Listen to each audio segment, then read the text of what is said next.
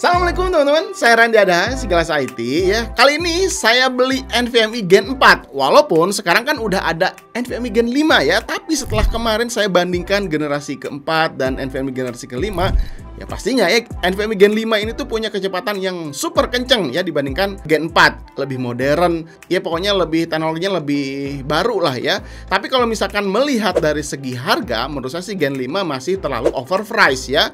Karena untuk NVMe Gen 4 juga ini kan hampir semua kegiatan lah seperti multitasking, copy paste, rendering, gaming, editing tuh masih sangat bisa diandalkan ya untuk si NVMe Gen 4 ini.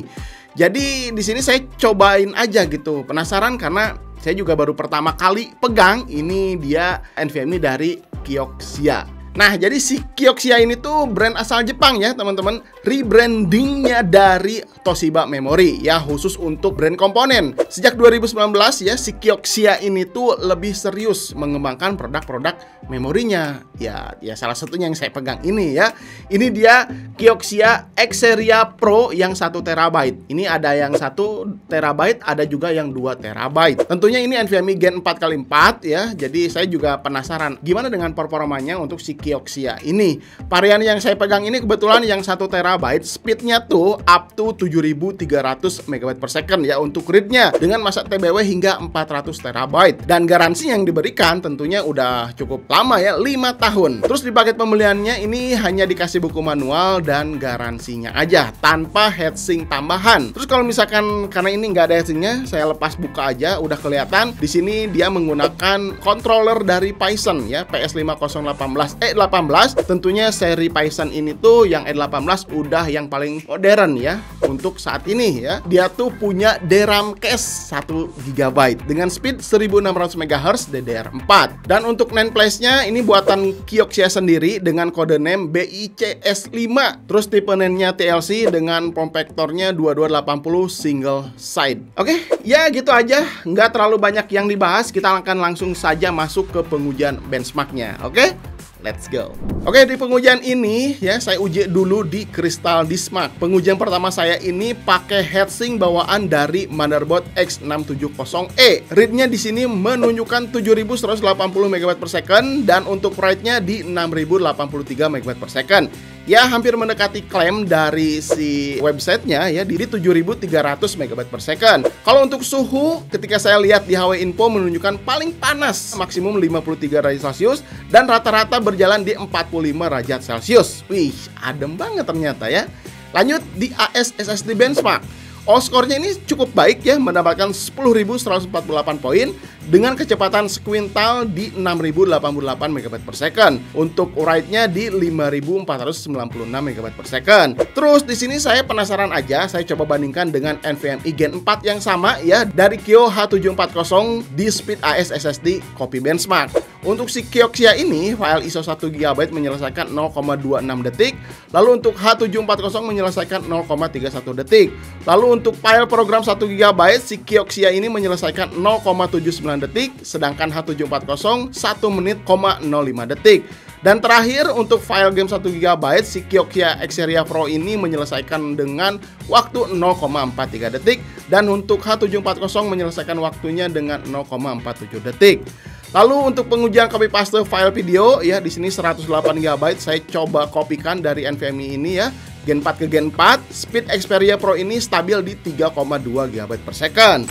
Dan untuk tes gaming ini real time ya, untuk si game The Last of Us, Kioxia Xperia Pro ini menyelesaikan loading hanya 34 detikan, sedangkan untuk H740 menyelesaikan loadingnya selama 46 detik. Ya lumayan beda-beda tipis lah ya. Terus tambahan aja bonus ya, ini pengujian tanpa heatsink. Siapa tahu ya teman-teman di sini ada yang mau pakaikan di laptop atau di PlayStation 5 karena ini masih bisa gitu. Dan begini hasilnya. Ini tanpa heatsink ya. Saya tes Crystal Diskmark ya, speed read-nya ini masih menunjukkan yang cukup stabil di 7100 MB per secondan. Untuk write-nya sama-sama ya di 6000 MB per secondan. Wah, ini masih sangat baik ternyata teman-teman ya. Kecepatannya cukup stabil. Yang membedakan hanya suhunya. Memang jadi lebih naik ya, lebih hangat dibandingkan saat pakai heatsink motherboard tadi.